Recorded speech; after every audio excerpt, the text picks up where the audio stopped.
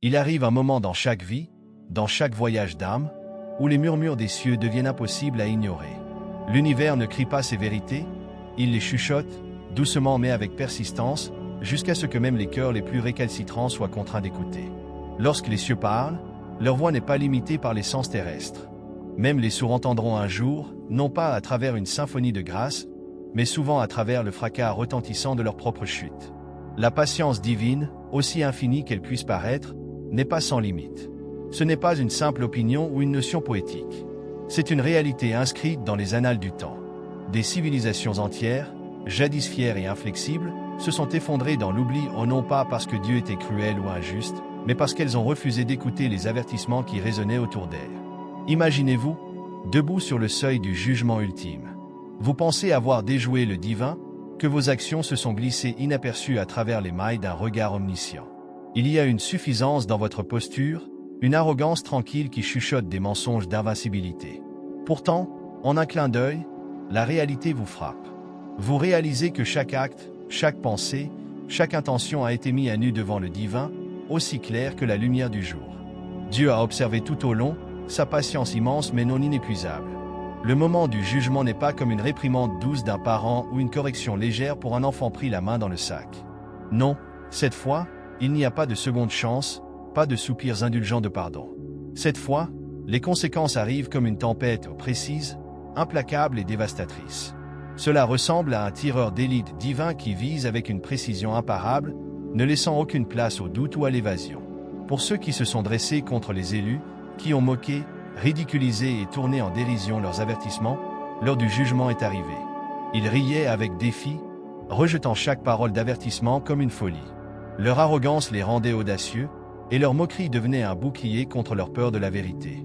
Mais ce qu'ils n'ont pas compris, c'est que le divin n'oublie pas, et que sa patience n'est pas un puissant fond à puiser sans conséquence. Ils ont épuisé non seulement sa patience, mais aussi sa miséricorde. Ce qui vient ensuite n'est pas seulement une punition, c'est une leçon gravée dans leurs âmes mêmes, un rappel du coup de l'arrogance et de la défiance. L'après-coup n'est pas une scène de destruction chaotique, mais une justice méticuleuse. Pour les ennemis des élus, c'est une rétribution si profonde qu'elle ôte leur masque de bravade, les laissant exposés à la lumière froide et inflexible de la vérité. Ils sont contraints d'affronter leurs actions, leurs moqueries, leurs rires et leurs défis, désormais réduits à des échos de regret. Les élus, qui ont enduré leur mépris, ne regardent pas avec joie mais avec une vindication solennelle. Les épreuves qu'ils ont traversées, les humiliations qu'ils ont supportées, témoignent désormais de leur foi inébranlable et de la justice du divin. Ce moment n'est pas seulement un tournant, c'est une révélation. Les cieux ne sont pas indifférents. Ils n'oublient pas les cris des fidèles ni les transgressions des orgueilleux.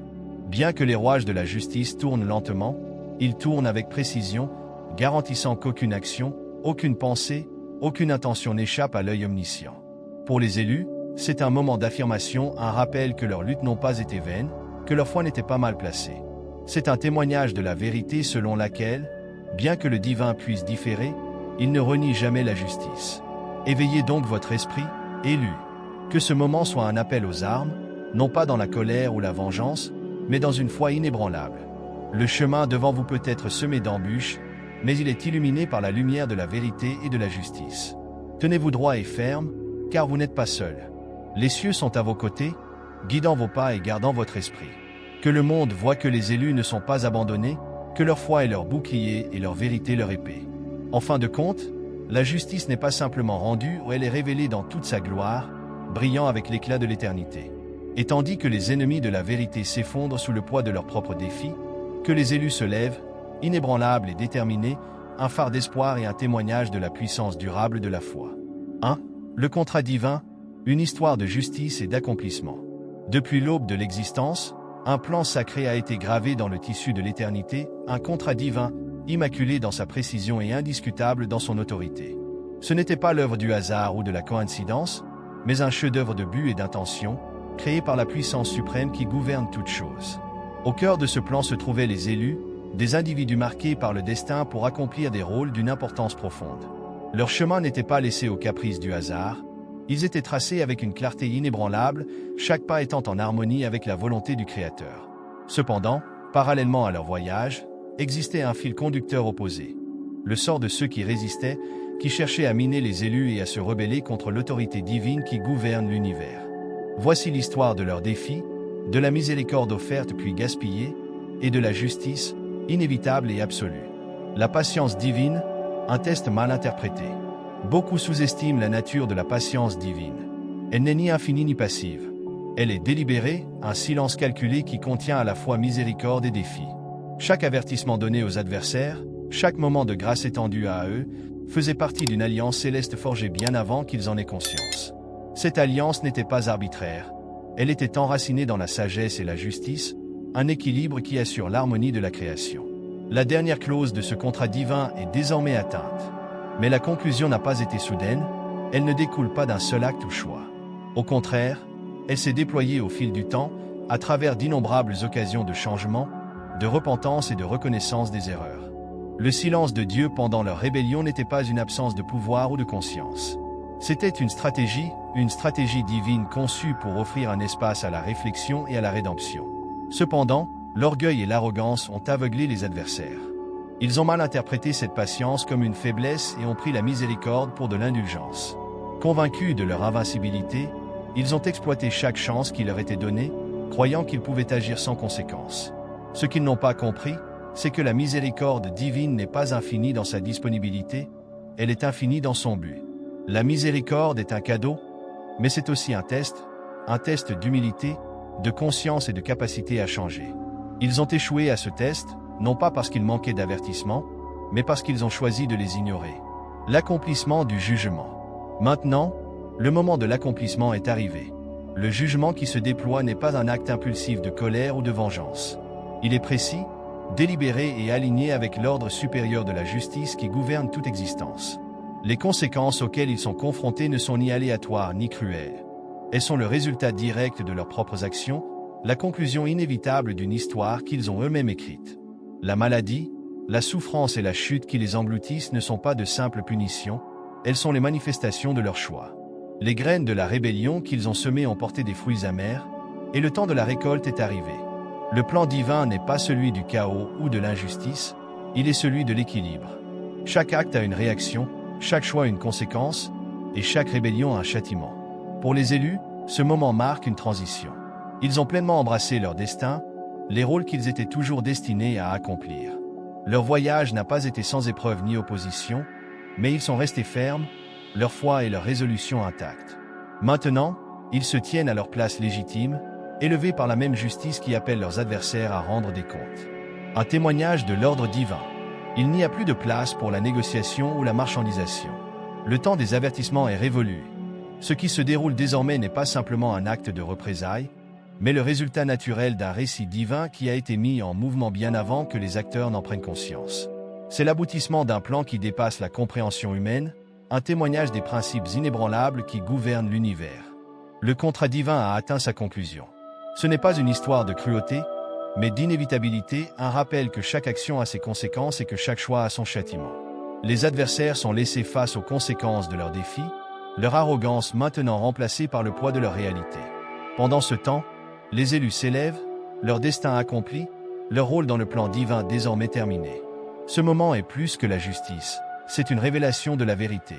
C'est une démonstration de l'ordre inébranlable qui soutient la création et un rappel que personne n'est au-delà de la portée de la responsabilité. La patience divine, qui un jour tendait sa main, se retire maintenant, non pas par cruauté, mais dans l'accomplissement de ce qui était toujours destiné à être. L'histoire continue, mais les rôles ont changé. Les élus se tiennent victorieux, non par la force ou l'ambition, mais par la foi et l'alignement avec un but supérieur. Les adversaires, ayant écrit leur propre fin par leur défiance, se fondent maintenant dans le silence des conséquences. Le contrat divin, final et immuable, sert de rappel pour tous. Le plan du Créateur est parfait, et son accomplissement est un témoignage de la justice inflexible qui gouverne toute l'existence. 2. La maladie, un miroir parfait de leurs actions. La maladie qui s'abat sur les ennemis des élus n'est nullement un accident. Ce n'est pas un malheur aléatoire, ni une simple coïncidence du destin. C'est un calcul précis, une réflexion profonde de leurs propres actions portées à la vie. Chaque acte malveillant, chaque mensonge chuchoté, chaque trahison calculée, tous sont servis de semences plantées dans le sol fertile de leur existence. Maintenant, la récolte est arrivée, et elle est sans pitié. La maladie n'est pas seulement une punition, elle est une tapisserie complexe de la justice, tissée à partir des fils même de leur cruauté. Cette affliction agit à des niveaux bien au-delà du physique. Oui, elle s'empare de leur corps, les plie et les brise de manière dont ils ne peuvent s'échapper. Mais la maladie va plus loin, dans les recoins de leurs esprits et au cœur de leurs âmes. C'est comme si chaque once de mal qu'ils ont infligé avait été transformée en une force implacable, les saisissant de manière qu'ils n'avaient pas anticipée. Ils se retrouvent déconcertés, incapables de comprendre pourquoi le monde semble se retourner contre eux. Leur confusion ne fait qu'approfondir leur isolement, car ils commencent à percevoir que cette maladie n'est pas extérieure, elle est née de leur propre essence. Ce qui rend cette maladie si hantante, c'est sa précision. Ce n'est pas une malédiction vague ou indiscriminée, c'est un reflet exact du mal qu'ils ont causé, un miroir tendu à leurs âmes mêmes. Chaque symptôme est un message, un écho de leurs actions. Pour ceux qui ont semé la peur, la terreur réside maintenant en permanence dans leur cœur. Pour ceux qui ont infligé de la douleur, les échos de l'agonie traversent leur corps sans fin. Ceux qui prospéraient par la tromperie se retrouvent noyés dans la méfiance, incapables de discerner la vérité de l'illusion. Cette maladie n'est pas simplement un mal physique, elle est un jugement spirituel. Elle révèle la pourriture qu'ils ont permis de s'installer en eux-mêmes, l'obscurité qu'ils ont nourrie par leurs actions. Les mensonges, les trahisons, la cruauté, tout cela s'est transformé en chaînes, les liant à leur souffrance. Ce que la science ne peut expliquer, l'âme le comprend. Ce n'est pas une maladie ordinaire, c'est l'incarnation de leur transgression, prise vie sous une forme qu'ils ne peuvent ignorer ni nier. La punition est implacable, détruisant chaque façade de force ou d'arrogance qu'ils affichaient autrefois. Elle n'attaque pas simplement leur corps, elle démantèle leur propre identité. La maladie est une force de justice divine, exacte et inflexible. Elle exige des comptes d'une manière que aucun jugement terrestre ne saurait. Le déni est futile, l'arrogance s'effondre. Il ne reste plus qu'avec la réalité nue de leur choix, jouer dans le théâtre de leur propre souffrance. Peut-être l'aspect le plus glaçant de ce jugement est la façon dont il les force à confronter la vérité qu'ils ont longtemps évitée. Cette maladie n'est pas une malédiction extérieure infligée par la main de quelqu'un d'autre. C'est leur propre création, un reflet du mal qu'ils ont causé. C'est une justice qui ne peut être évadée ni niée. Ils sont forcés de témoigner, les yeux grands ouverts, des conséquences de leurs actes, manifestées de manière impossible à fuir. Pour les élus, cette maladie est un témoignage de l'équilibre de l'univers. Elle rappelle que chaque action a un poids et que la justice, bien que parfois retardée, est inévitable. Pour les affligés, elle est la récolte de leurs actes, un jugement méticuleusement adapté à leurs méfaits. Et pour tous ceux qui en sont témoins, c'est une leçon salutaire, l'univers se souvient, même lorsque nous tentons d'oublier. La maladie n'est pas simplement un avertissement ou une punition, elle est une manifestation de la justice sous sa forme la plus pure. C'est une vérité indéniable, ce que nous semons, nous le récoltons aussi. Et pour ceux qui sèment le mal, la cruauté et le désespoir, la récolte est aussi précise qu'elle est dévastatrice. 3. La révélation du changement. Le changement n'est plus caché, il a éclaté avec une force indéniable, dévoilant des vérités qu'il est désormais impossible d'ignorer. Pour quelques élus, cette transformation a été attendue comme si elle était imminente, depuis ce qui semble une éternité. Ces individus, marqués par un sens du but et de la discernation, ont perçu son arrivée bien avant qu'elle ne devienne visible. Au début, ce n'était qu'un murmure faible, un souffle doux mais persistant au fond de leur esprit, les incitant à se préparer. Avec le temps, ces chuchotements sont devenus une certitude inébranlable, tel un battement de tambour discret résonnant dans leur cœur. Ils savaient, au plus profond d'eux-mêmes, qu'une chose extraordinaire se profilait à l'horizon, en quelque chose qui changerait à jamais l'équilibre des pouvoirs et des perceptions. Pour leurs adversaires, en revanche, le changement était masqué par des couches d'arrogance et d'auto-illusion. Aveuglés par leur orgueil, ils traversaient la vie comme s'ils étaient intouchables, comme si les conséquences de leurs actes ne pouvaient jamais les rattraper. Leur fierté était devenue une forteresse, les protégeant de voir la tempête se préparer juste au-delà de leur portée. Ils continuaient leur chemin, indifférents et méprisants, inconscients que leur ère de domination sans entrave touchait à sa fin. Mais aujourd'hui, le changement a échappé aux limites du monde spirituel. Il a fait son entrée dans le monde physique, indéniable et imparable, mettant à nu ce qui était jadis caché. Les dynamiques ont totalement changé, bouleversant les choses d'une manière que personne n'aurait pu prévoir. Ceux qui étaient longtemps relégués à l'ombre, les élus, s'élèvent désormais à des hauteurs inégalées. Pour eux, il ne s'agit pas simplement d'une saison de bénédiction, mais d'une révélation de leur véritable vocation, d'un temps de vindication divine. Autrefois moqués, ridiculisés et écartés, ils marchent désormais dans une lumière si éclatante qu'elle attire l'attention. Leur présence, leur résilience et leur foi brillent comme des phares, impossibles à ignorer. Ceux qui doutaient d'eux, qui les considéraient comme insignifiants, se trouvent maintenant témoins de leur ascension avec incrédulité et malaise. Pendant ce temps, les ennemis de ces élus, ou ceux qui se dressaient fièrement dans leur orgueil, commencent à se déliter. Le poids de leurs actions, longtemps enfouis sous des couches de tromperie et de manipulation, exerce désormais une pression écrasante sur eux. Leur confiance chancelle, leur façade soigneusement construite se fissure et s'effondre. Ils trébuchent sous le poids de la vérité, incapables de fuir la lumière qui expose désormais chaque défaut. Leur maladie, ou qu'il s'agisse de cupidité, de corruption ou de malveillance, n'est plus cachée dans l'ombre. Elle a été projetée sous les projecteurs, où elle se développe en un témoignage de leur chute. Ce changement n'est pas un accident, c'est un événement délibéré, orchestré par une puissance divine. C'est une révélation, une grande ouverture des yeux, conçue pour séparer la vérité du mensonge, la lumière des ténèbres. C'est comme si l'univers lui-même avait conspiré pour faire surgir tout à la surface, pour dépouiller les mensonges et révéler l'essence de toute chose. Ceux qui prospéraient autrefois grâce à la tromperie et à la manipulation ne peuvent plus échapper aux conséquences de leurs actions. Leurs masques ont été arrachés, laissant derrière eux la vérité brute, sans phare. Mais cette révélation n'est pas seulement un jugement, c'est un moment de reckoning, une démonstration de la justice divine à l'œuvre. Pendant trop longtemps, les élus ont porté le fardeau de l'indifférence, leur force sous-estimée et leur foi mise à l'épreuve. Pourtant, ils ont persisté, s'accrochant à l'assurance tranquille que leur heure viendrait. Aujourd'hui, cette heure est arrivée. La balance a penché en leur faveur, et le monde assiste à leur entrée dans leur destin, inébranlable et sans excuse. Ce changement est un rappel que nul mensonge ne peut résister à la lumière, et qu'aucune fierté ne peut supporter le poids de la vérité. C'est un témoignage du pouvoir durable de la foi, de la résilience et de l'intervention divine. Alors que les élus s'élèvent et que leurs ennemis chutent, le message est clair. L'univers a une manière de restaurer l'équilibre, de s'assurer que la justice, bien qu'elle soit retardée, ne sera jamais niée.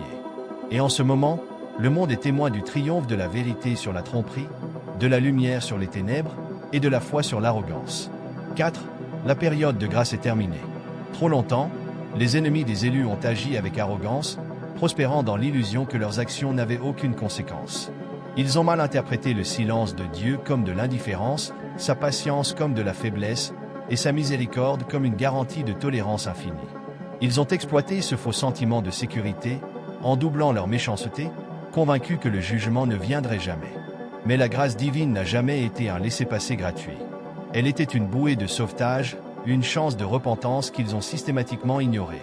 Chaque avertissement a été accueilli par plus de moqueries, chaque retard dans le jugement vu comme une opportunité de resserrer leur emprise sur les élus. Ce qu'ils n'ont pas compris, c'est que la patience de Dieu n'est pas illimitée, elle est stratégique, intentionnelle et profondément liée à sa justice. Maintenant, cette patience est épuisée. L'expiration de la grâce est une chose terrifiante, c'est le moment où la miséricorde s'efface pour laisser place au jugement. Les ennemis se retrouvent maintenant face à la vérité qu'ils ont évitée. La bonté de Dieu n'était pas une permission, c'était une épreuve qu'ils ont échoué. La grâce qu'ils prenaient pour acquise a été retirée, et ce qui reste, c'est tout le poids de leur choix qui s'abat sur eux. Il ne s'agit pas de vengeance, il s'agit d'équilibre. La justice de Dieu exige des comptes, et la période de grâce était leur opportunité de tout remettre en ordre. Ils l'ont gaspillé. Maintenant, ils doivent affronter une réalité à laquelle ils ne peuvent plus échapper. Jamais prêts à accepter une réalité où chaque mot cruel, chaque acte de tromperie, chaque intention nuisible rencontre une rétribution divine. L'illusion d'impunité a éclaté, et ils ne peuvent plus fuir les conséquences de leurs actions. La grâce a expiré, et le jugement est intervenu, implacable et inévitable. 5. Une quarantaine spirituelle a commencé. La maladie qui frappe les ennemis des élus est bien plus que physique, elle est profondément spirituelle. Elle les coupe de tout ce sur quoi ils s'appuyaient autrefois. Leurs sources habituelles de pouvoir, d'influence et de manipulation leur échappent, et aucun effort ne peut les restaurer. Ce qui se passe est une quarantaine spirituelle, une séparation délibérée orchestrée par l'autorité divine pour contenir le mal qu'ils ont causé. Ils se sont nourris du chaos, se nourrissant de manipulation et de contrôle, répandant leur toxicité comme un virus. Mais maintenant, ils se retrouvent isolés, leur portée rétrécissant à chaque instant. Les connexions qu'ils utilisaient pour opprimer, tromper et dominer les autres s'effondrent. Les personnes qui suivaient autrefois leur exemple commencent à voir à travers leurs mensonges, se détournant comme si elles étaient instinctivement repoussées par la maladie qui les définit désormais. Cette quarantaine n'est pas un accident. C'est un mouvement calculé pour protéger les élus et les autres de nouveaux malheurs. Dieu a tracé une ligne qu'ils ne peuvent franchir, limitant leur capacité à influencer ou infecter les autres par leur malveillance. Leurs paroles n'ont plus de poids, leurs plans s'effondrent avant même de commencer, et leurs tentatives pour reconstruire leur pouvoir se soldent par un échec inexplicable. Ce qui rend cette isolation si frappante, c'est qu'elle se produit sur tous les fronts. Ils se sentent abandonnés, incompris et piégés. Mais ce n'est pas le monde qui les rejette, c'est la main divine qui les maintient en confinement. Leur influence toxique ne peut plus se propager sans entrave, et les outils qu'ils utilisaient autrefois pour garder le contrôle sont maintenant brisés dans leurs mains. Cette quarantaine n'est pas simplement une punition, c'est une protection. Elle garantit que les élus et ceux qui les entourent puissent guérir, grandir et prospérer sans interférence. Et pour les ennemis, c'est un rappel saisissant de ce qui se passe lorsque la patience divine prend fin. 6. Les forces invisibles sont à l'œuvre. Il y a plus de choses en jeu ici que ce que l'on voit à l'œil nu. Le jugement qui s'abat sur les ennemis des élus n'est pas seulement l'action de la main de Dieu, c'est l'œuvre coordonnée de forces invisibles. Des agents célestes de la justice, qui ont patiemment attendu ce moment, sont maintenant en action. Trop longtemps, ces anges sont restés silencieux, observant les ennemis construire leurs forteresses de tromperie, brandir leurs outils d'oppression et nuire aux innocents. Maintenant, leur moment d'agir est venu. Ces anges de la justice n'arrivent pas dans un éclat de fanfare ni dans un spectacle visible. Leur travail est silencieux, mais d'une efficacité dévastatrice. Ils démantèlent avec une précision incroyable, ciblant chaque structure et système sur lesquels les ennemis comptaient. Les fondations des mensonges, de la manipulation et du contrôle sont arrachées, morceau par morceau. Là où les ennemis se sentaient autrefois en sécurité, il n'y a maintenant qu'instabilité. Là où ils se tenaient autrefois fièrement, leur position s'effondre sous leurs pieds. Il ne s'agit pas d'un bouleversement chaotique, c'est une stratégie divine dans sa forme la plus pure. Les anges savent exactement où frapper, démantelant des décennies de tromperie en quelques instants. Les alliés qui soutenaient autrefois les ennemis sont désormais éloignés. Leurs ressources s'épuisent, et leur influence s'effondre sans explication. Ce qu'ils ont construit dans l'arrogance est en train d'être détruit avec une rapidité qu'ils n'avaient pas anticipée. Le plus terrifiant pour les ennemis est leur incapacité à riposter. Ces forces sont intouchables, agissant avec une puissance qui transcende le monde naturel. Les ennemis ne peuvent pas manipuler ni surpasser ce qu'ils ne peuvent ni voir ni contrôler. Tout ce qu'ils savent, c'est que leur vie se décompose, et qu'aucun effort terrestre ne pourra les arrêter. C'est la justice divine à une échelle infinie, accomplie avec précision et détermination. Les forces invisibles en action veillent à ce que les ennemis récoltent exactement ce qu'ils ont semé, ne laissant aucune place à l'évasion ou à l'excuse. 7. La justice divine est publique, pas privée. La justice divine ne se manifeste pas dans l'ombre ou derrière des portes closes, elle est publique, inévitable et impossible à ignorer. Les ennemis des élus ont peut-être cru un jour qu'ils pouvaient agir en toute impunité, mais désormais leurs actions les ont menés à un point où leur jugement est exposé aux yeux de tous. La maladie qui les frappe n'est pas une souffrance discrète et cachée, elle est visible de tous. Ce n'est pas quelque chose qu'ils peuvent supporter en silence, c'est une marque éclatante et indéniable de leur défiance. Ce qui rend cela si frappant, c'est la visibilité même de ce jugement. Il force même les spectateurs les plus indifférents à prêter attention. Ceux qui étaient autrefois neutres, qui avaient pu détourner le regard, se retrouvent désormais confrontés à la vérité indéniable de ce qui se passe lorsque la volonté divine est ignorée à plusieurs reprises. Il ne s'agit pas seulement d'une punition pour les ennemis, c'est un témoignage vivant des conséquences de la défiance envers une puissance supérieure. Il n'y a pas d'échappatoire, c'est là, sous les yeux de tous. Cette exposition publique du jugement ne se contente pas de faire honte aux ennemis, elle sert de leçon à tous ceux qui regardent. Elle oblige à un face-à-face, même pour ceux qui ont pu fermer les yeux sur l'injustice ou penser qu'ils pouvaient éviter les conséquences des erreurs d'autrui. Voir la maladie prendre racine, observer les conséquences du péché devenir réelles et tangibles, est un appel à l'éveil pour ceux qui doutaient de la vérité de la justice divine. Plus personne ne peut prétendre à l'ignorance ni nier l'importance des enjeux. Les ennemis peuvent être les seuls à souffrir, mais le monde entier voit maintenant ce qui se passe lorsque la justice de Dieu passe du domaine spirituel au domaine visible. 8. Les dynamiques de pouvoir sont inversées. Le changement de pouvoir a été d'une ampleur presque sismique. Les ennemis qui occupaient autrefois le sommet de la hiérarchie, qui manipulaient, contrôlaient et dominaient, se retrouvent désormais à la réception du jugement divin.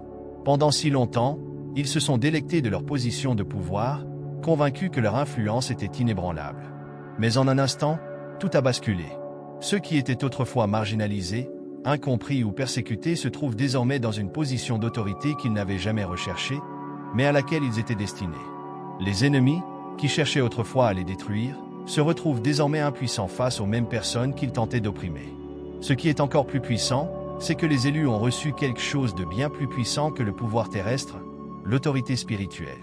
Ils détiennent désormais le pouvoir de prier pour ou contre leurs ennemis, et cette autorité ne provient pas de l'influence terrestre, elle vient de Dieu. Les élus ne sont plus de simples victimes sans pouvoir, ils sont les instruments de la volonté divine, des vaisseaux du jugement ou de la miséricorde. 9. Les voies intérieures de l'ennemi les trahissent. La partie la plus insidieuse de la chute de l'ennemi n'est pas seulement la maladie physique ou les signes visibles du jugement, c'est le délitement psychologique qui l'accompagne. Désormais, leurs voies intérieures, autrefois source d'arrogance et de confiance, sont devenues leurs pires tourmenteuses. Leurs pensées, autrefois aiguisées et manipulatrices, sombrent maintenant dans le chaos. La peur, le regret et la haine de soi rongent leur être intérieur. Les mêmes esprits qui ourdissaient des complots et se réjouissaient de leur supériorité sont désormais remplis de doutes et d'angoisse. Voici la véritable nature du jugement divin. Il ne se contente pas de briser le corps, il démantèle les fondations même de l'être. 10. Tout le monde ne survivra pas. La réalité est dure, et certains ne survivront pas à ce jugement. La patience de Dieu est arrivée à son terme, et ce qui s'ensuit n'est pas un essai temporaire, mais une sentence irréversible pour ceux qui pensaient pouvoir esquiver les conséquences ou échapper à la justice divine. C'est le moment où ils doivent affronter la vérité. Certaines conséquences, une fois enclenchées, ne peuvent être annulées. Leur rébellion a atteint un point de non-retour, et la miséricorde divine ne leur offrira plus de répit. Ce n'est pas un avertissement à prendre à la légère, c'est une déclaration finale. Bien que certains puissent encore espérer le salut ou croire qu'ils peuvent d'une manière ou d'une autre échapper aux conséquences, la vérité est incontestable.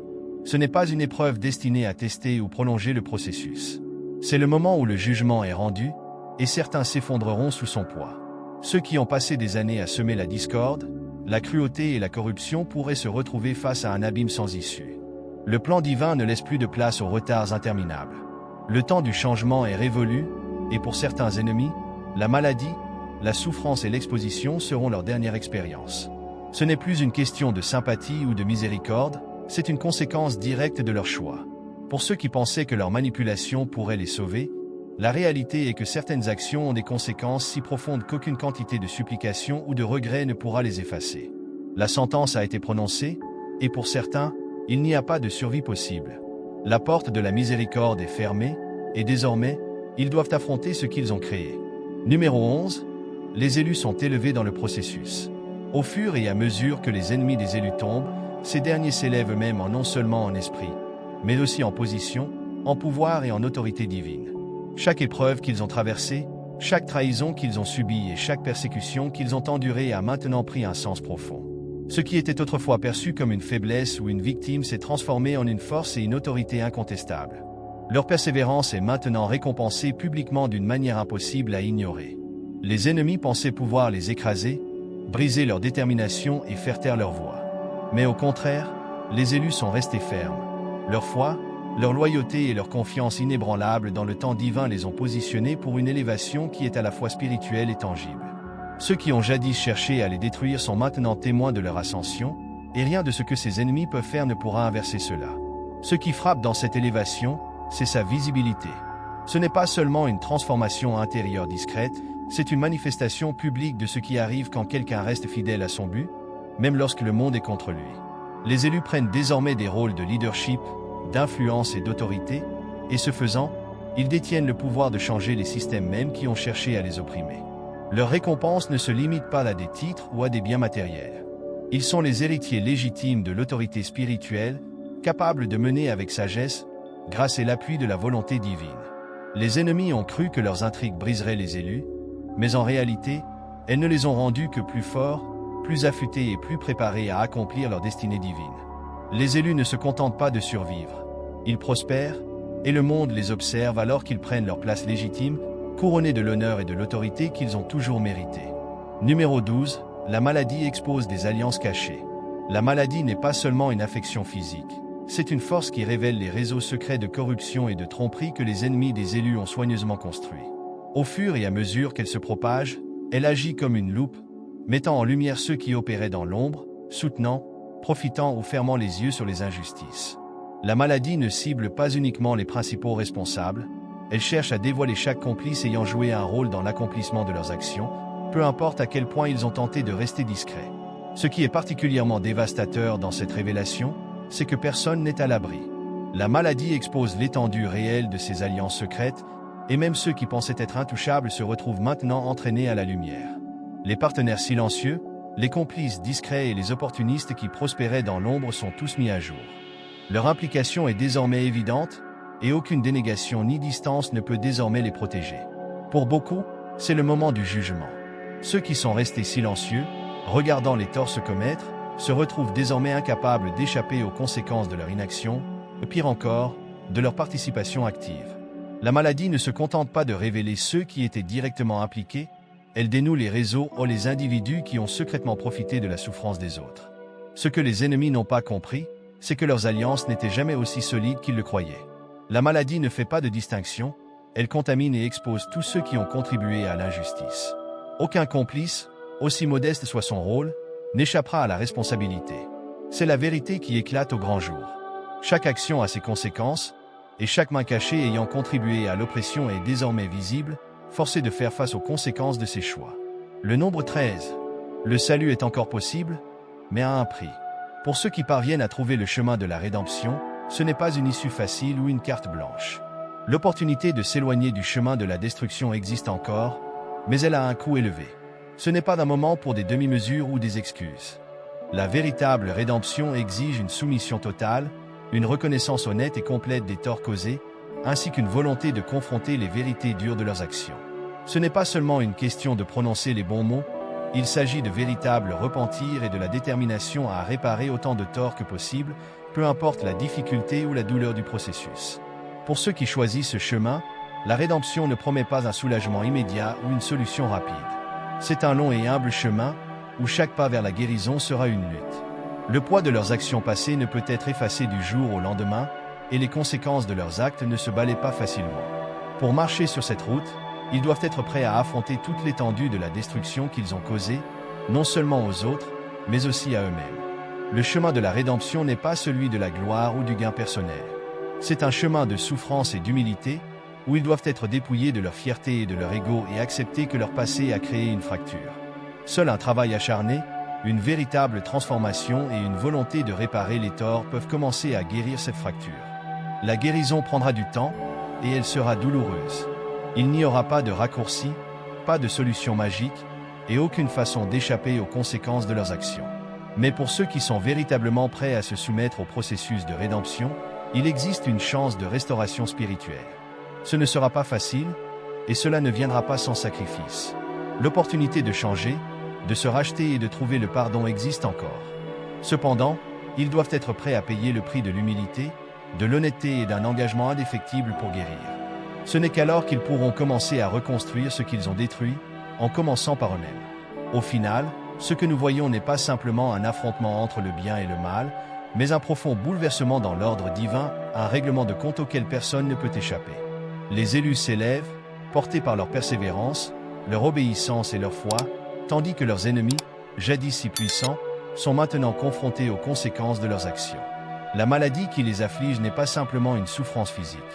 Elle est la manifestation de leur arrogance, de leur défiance envers la volonté divine et de la culmination d'une saison où la grâce a été ignorée, gaspillée et finalement retirée.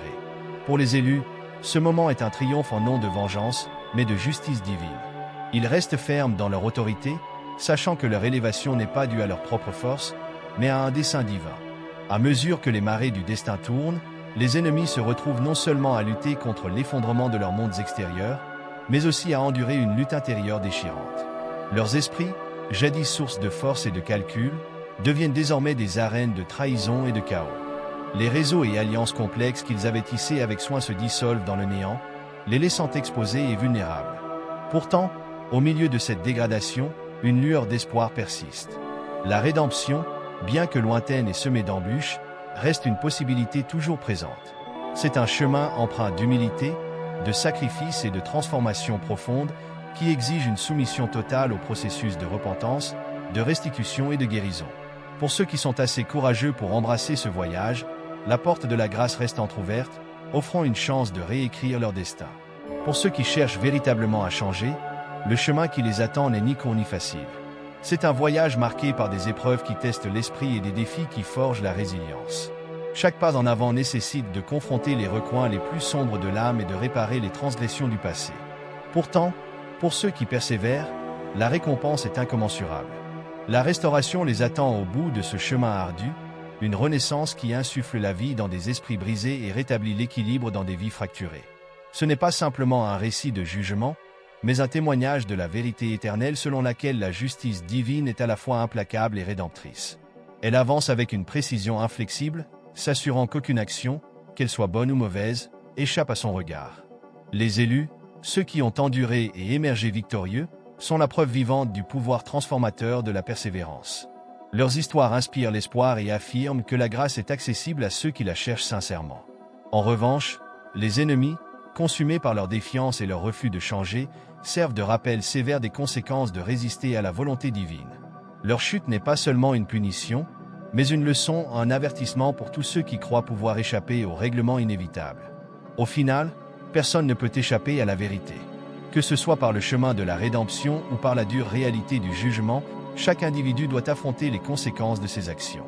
La justice divine, dans sa sagesse infinie, veille à ce que l'équilibre soit rétabli. Le monde, profondément transformé par ce processus, en ressort renouvelé, mais profondément changé. C'est un monde où chaque action a son poids et chaque choix façonne le récit qui se déploie. Si ces mots résonnent en vous, laissez-les allumer une étincelle intérieure. Ne laissez pas ce message se perdre dans l'oubli. Abonnez-vous pour rester connecté à d'autres réflexions puissantes qui provoquent et élèvent.